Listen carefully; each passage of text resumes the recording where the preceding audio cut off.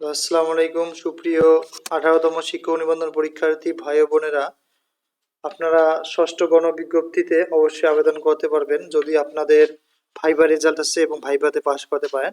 আজকে আমরা একটা গুরুত্বপূর্ণ টিপস নিয়ে আলোচনা করব যে আপনারা ভাইভাতে পাস করার পর যে কলেজ চয়েস আসবে, যখন গণবিজ্ঞপ্তি প্রকাশ হবে তখন আপনাদের করণীয় কি, কোন প্রতিষ্ঠানগুলো আপনারা চয়েস দিবেন। চলুন আমরা এই সম্পর্কে একটু আলোচনা করে নেই, যেগুলো অবশ্যই আপনাদের জন্য জানা জরুরি এবং অনেক হেল্পফুল হবে বলে আমরা আশা করছি। চলুন আমরা বিস্তারিত দেখে নেই। আর আপনারা জানেন যে আমরা এই চ্যানেলে নিবন্ধন সংক্রান্ত বিভিন্ন গুরুত্বপূর্ণ তথ্য শেয়ার করে থাকি। যারা 19তম নিবন্ধন প্রিপারেশন নিচ্ছেন তারা চাইলে আমাদের কাছে যোগাযোগ করতে পারেন সাজেশনের জন্য। আর 18তম যাদের ভাইবা এখনো বাকি রয়েছে তারা চাইলে আমাদের কাছে ভাইবা সাজেশনও নিতে পারেন এই হোয়াটসঅ্যাপ নাম্বারে যোগাযোগ করে। চলুন আমরা আমাদের মূল বিষয়ে চলে যাই। 18তমদের জন্য গুরুত্বপূর্ণ কিছু কথা, স্কুল, মাদ্রাসা বা কলেজ চয়েস সম্পর্কে কিছু ধারণা। অনেকেই কমেন্ট করেছেন যে আমি নিজ জেলাতে পোস্ট ফাঁকা থাকলে সেখানে জয়েন করতে পারবো কিনা।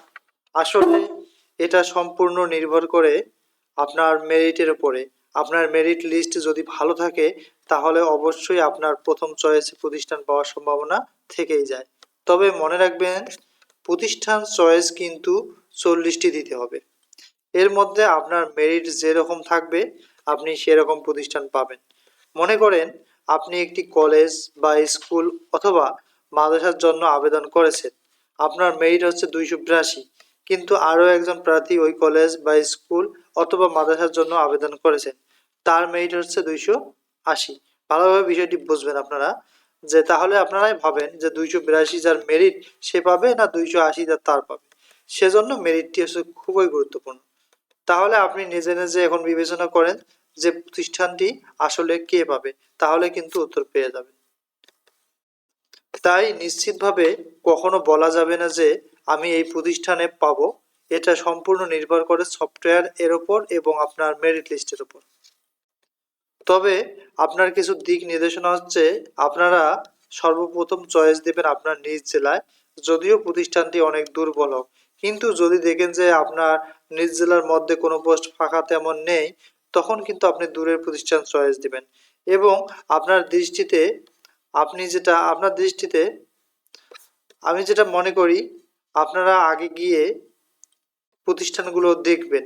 প্রতিষ্ঠান অনেক দূরে হোক, কিন্তু প্রতিষ্ঠান যেন অনেক মানসম্মত থাকে, অনেক স্টুডেন্ট থাকে এবং শহরের পাশাপাশি হয় বা শহরে হয়, এ ধরনের প্রতিষ্ঠানে আপনারা চয়েস দেওয়ার চেষ্টা করবেন।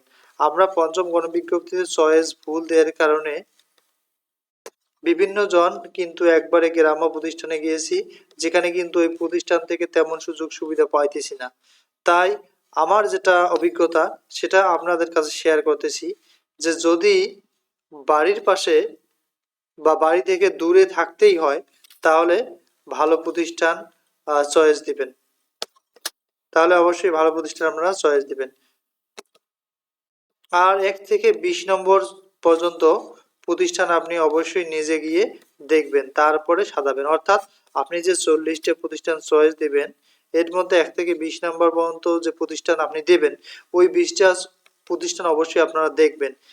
তা না হলে কিন্তু পরবর্তীতে আপনাকে পস্তাতে হবে। মনে রাখবেন, যদিও দেখা যায় যে ট্রান্সফার সিস্টেম হতে পারে, কিন্তু তাও আপনাকে 2 থেকে 3 বছর ওই প্রতিষ্ঠানে চাকরি করতে হবে। তাই জেনে বুঝে সুন্দরভাবে আপনারা প্রতিষ্ঠান চয়েস দিবেন। যারা 18তম ভাইবা দিচ্ছে বা দিবেন তাদের এই বিষয়গুলো জানা খুবই জরুরি বলে আমি মনে করি। সেজন্য আমি আপনাদের ভালোর জন্য এই বিষয়গুলো নিয়ে আলোচনা করতেছি।